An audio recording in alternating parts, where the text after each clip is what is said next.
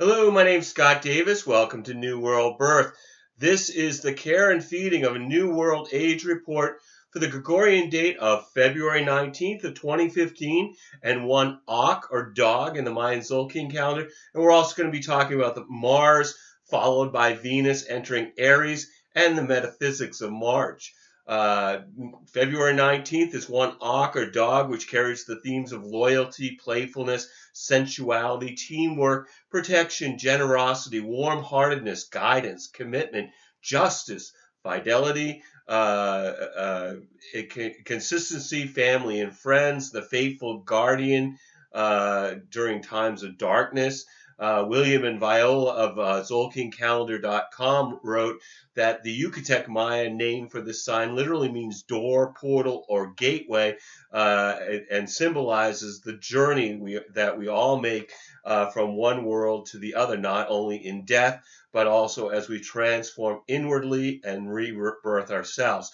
Thus, dog, as our underworld companion and guide through the darkness, represents faith and loyalty surviving even after death. And I found dogs to seem to be associated with afterlife across cultures where the dead are buried. And I think it might be because they were scavengers who dug up the graves, and when they consumed the corpse, they were considered to be ingesting the soul as well as the flesh of the dead. Anubis was the jackal-headed god of the afterlife in ancient Greece. And was portrayed as a black dog.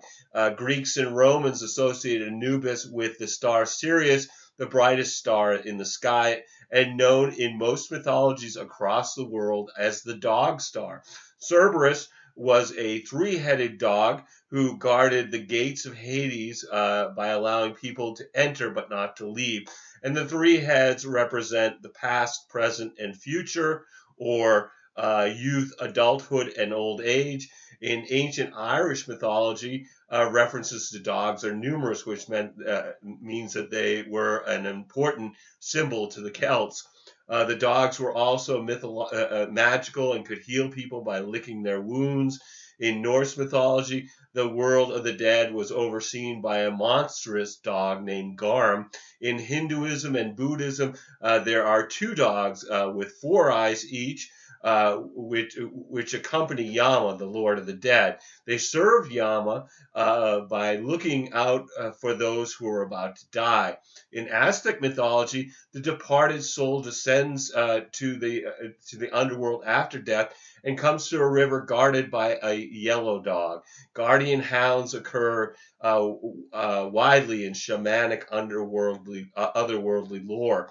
Archaeological evidence and mythology has reoccurring examples of dogs as the role of psychopoms, the guides on the path to the other world, which is a role that they play in Mayan mythology as guides who bear torches to assist humans in their descent into the dark underworld. So this dog Trecena, our 13-day period, is a great time to use faith and courage to illuminate any dark areas in our lives and share our warm-hearted guidance to assist others through the door that leads to the light. And since we are beginning a new Gregorian month during this Trecena, I thought I'd discuss the metaphysics of the upcoming month. March is the third month, and with the digits of 2015, when we add them together, we get 11, and then we add the 1 and the 1, and that tells us that we're in an 11-2 month in numerology, which brings a spiritual quality to the month. Base numerology reduces numbers between 1 and 9, and the 2 represents a time which brings an increased contact with new people, relationships, cooperative connections, but also highlights the need for balance. The 11-2 combination is represented by the Lust High Priestess Tarot cards, which are about being in our strength and in our bodies while experiencing our intuition, independence, self-trust, and self-resourcefulness. Richard Moss wrote in How Shall I Live To me, wholeness is the key to aliveness. It's much more than a physical vitality. It's radiance coming from being at one with yourself and your experiences. Life then flows through you and radiates from you. And this is really a nice description of the strength, lust, energetic. The high priestess could be described from this quote from the prophet by Khalil Gibran.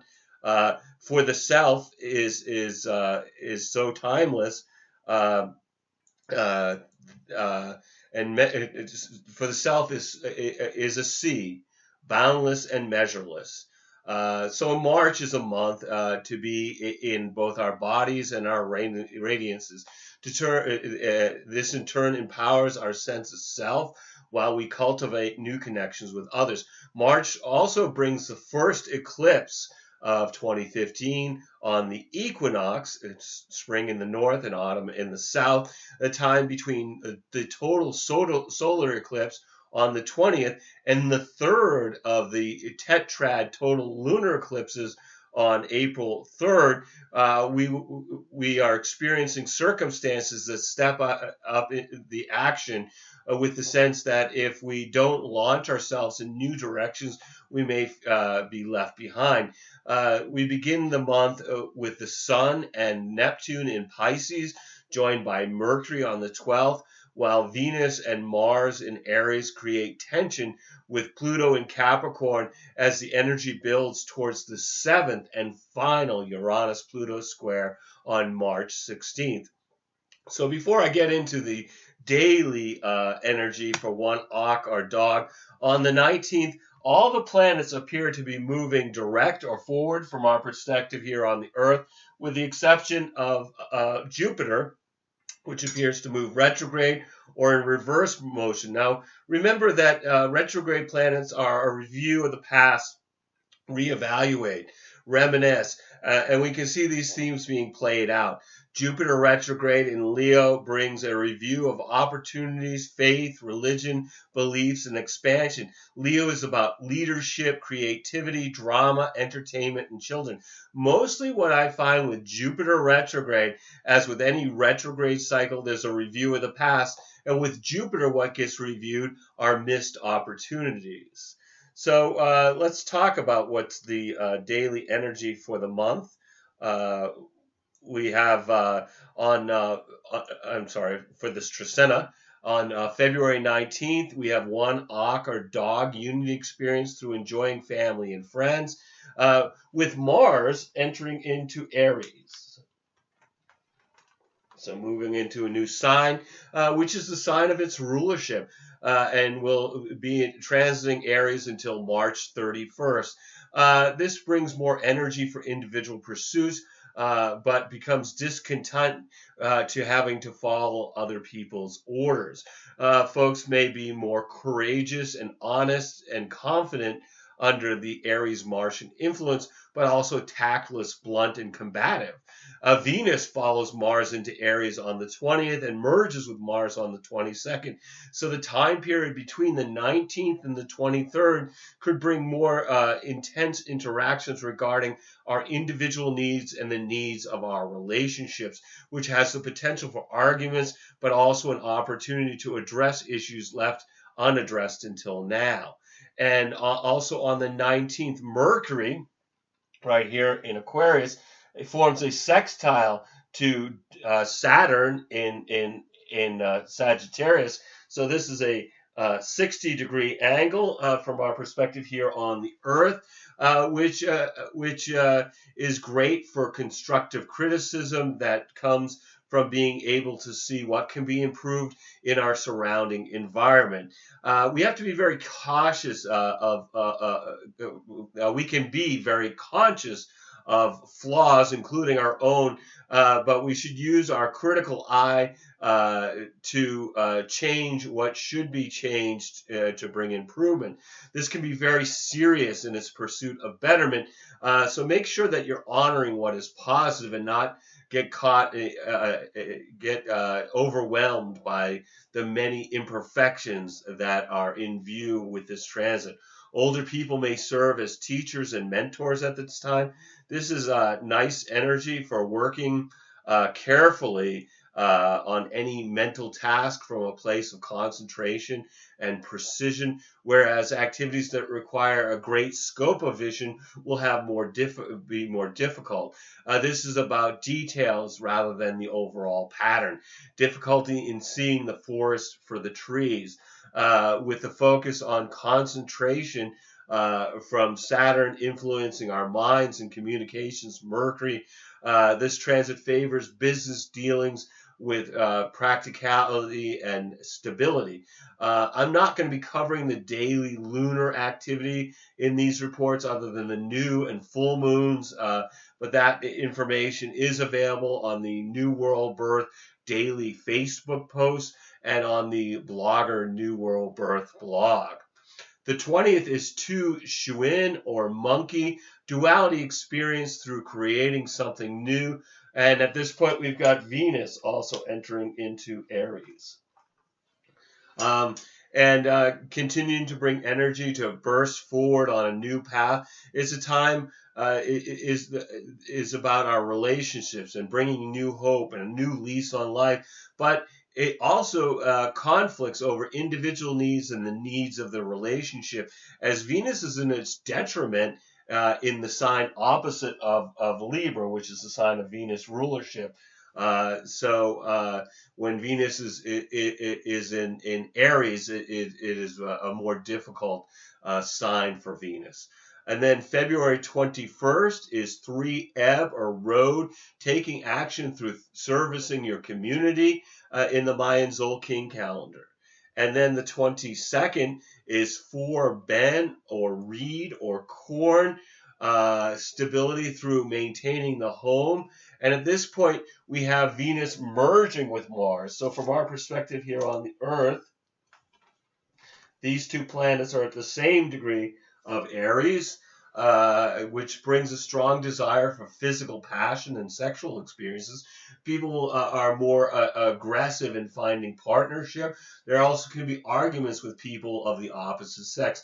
It certainly arouses our creative energy, particularly if it has a physical component to the activity. So favoring more of sculpture over watercolor painting, or performing music or theater or dance over writing songs, poetry, or plays.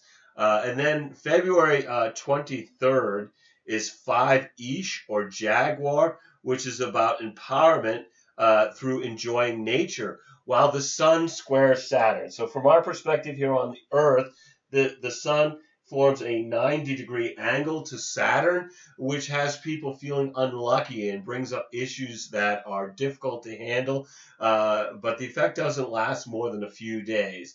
It really brings up two questions. What do you owe others, and what do you owe yourself? This is a conflict between self-gratification and duty to others. The tension between the two poles may seem limiting and depressing, as we want to break out of this rut and find that the restrictions are holding us back from being ourselves. Folks do not really want to go to work or school or interact with people they prefer not to associate with under this influence. This can bring resentments as obstacles interfere with our wishes to do what we want. Under this influence, people make assumptions without checking the facts, which is not favorable for relationships with authority figures. The best use of this transit is to channel the energy into self-discipline. Often others are not holding us back, but we are projecting our own internal restraint outwards onto people in our immediate environment. This is a low physical and psychological energy transit, so you may feel like the weight of the world is become too heavy. This can also bring up questions that we have been avoiding answering, and negative thoughts. This transit shows our vulnerabilities and weaknesses and gives us an idea about what we can work on to gain greater confidence. And then on the 24th, we have 6 men or eagle, which is about being in the flow from seeing from a higher perspective. And at this point, we have a Venus trine to Saturn. So from our perspective here on Earth, Venus forms a 120-degree angle with Saturn, which brings reliability, stability, and a clearer perspective on our relationships. People will recognize their loved ones as human as long as they live up to our as long as we live up to our obligations. We'll likely do the same. Venus is also about money, so this will have folks being more conservative with their limited resources. Relationships begun under this transit tend to be stable and sobering, more practical than romantic. And then the 25th is 7, Keeb or wisdom, reflection through introspection, meditation, and forgiveness, with then Mars in a trine to Saturn. So Mars forming a 120-degree angle to Saturn. With Saturn's support of Mars, finds patience and the willingness to do difficult and precision work. This is a rare time when Mars's usual erratic and impulsive energy can be focused and concentrating on a task that demands constant attention, even if the job is not rewarding or glamorous. Also on the 25th, the Sun is conjunct Neptune. So from our perspective here on Earth, the Sun and Neptune are both at 7 degrees of Pisces. And so this is about expanded consciousness and awareness of unseen intuition and a greater sensitivity to the themes for the next month, with the Sun transiting the sign of mysticism. When the Sun merges with Neptune, there are two distinct sides of the transit. But being Neptune, it's often difficult to grasp which one we are experiencing. The first is our awareness gets stimulated, which often brings difficulty to thinking rationally. It brings heightened sensitivity with people, where people will feel like they know each other more intuitively, which increases our compassion. It's as if our separateness dissolves and we become them somehow, which reminds me of the Mayan saying "Inlakesh," which means I am another you. Overall, this energy is great for helping people, and it also favors interest in the occult and spiritual activities in hopes of understanding the deeper truths hidden behind the veil of the mundane world. The downside of this transit is all of this, the sensitivity that may lead folks to feel psychologically exhausted and wanting to avoid interactions in our daily world instead engage in our private inner world, with the possibility of daydreaming on one end of the spectrum to avoiding reality through alcohol and or drug usage. Our bodies are more sensitive during this transit, so the effects of substances will be more difficult to control. Meditation and quiet contemplation would be better channels for this energetic. The 26th is 8 Kaban, or Earth, balanced through gratitude for Mother Earth in the Mayan Zolkin calendar. February 27th is 9 Etsnab, or Flint, a patience experience through being introspective. The 28th is 10 Kawak, or Storm, manifestation through recognizing the gifts of adversity in the Mayan Zolkin calendar. March 1st is 11 Ahau, or Sun, which is about realization through honoring the wisdom and memory of our ancestors. And on this day, we've got Mercury in a sextile to Uranus and opposing Jupiter. So from our perspective here on Earth, Mercury is forming a 60-degree angle with Uranus, and it is at a 180-degree angle to Jupiter. So first of all, Mercury sextile Uranus, it brings more discoveries, new new people into our lives with the overall sense of excitement and innovation as Mercury interacts with its higher octave planet, Uranus. Flexibility is helpful to experience this transit with its excitement and interest. If you find this disruptive, you may want to examine your attitude regarding deviating from a preordained plan of the day. The goal of this is for looking at, this is good for looking at old problems that have troubled you in the past with fresh eyes. Challenges may be approached as a new puzzle to solve as thinking becomes more inspired. It's not a day where you're going to be content to follow your usual routine, so leave some room for spontaneity with new ideas and experiences being the reward for going with the flow. And then Mercury opposing Jupiter from our perspective here on Earth. This expands information and communication. This can also bring a day or two of good feelings and an optimistic outlook. With care, this can be helpful in contractual negotiations, planning meetings, discussions, and conferences. Because Jupiter is influencing Mercury, the caution is to be aware of grandiose thinking, where the whole is much clearer than the parts. Read the details carefully with regard to the fine points, because we often lose precision and clarity. So read the fine print. Thoroughness leads to success. In communications with others, the influence of this transit can come off as arrogance or cockiness. So it's important to be flexible and open to another's point of view. Some will want to engage in debating today under this influence. Just try not to take any intellectual jousting too seriously. Plans made now or previously and executed now will be furthered by this transit, as long as we take care to make accurate and perceptive judgments. And the 2nd of March is a 12 Imesh or crocodile, understanding through nurturing new beginnings in the Mayan Zolkin calendar.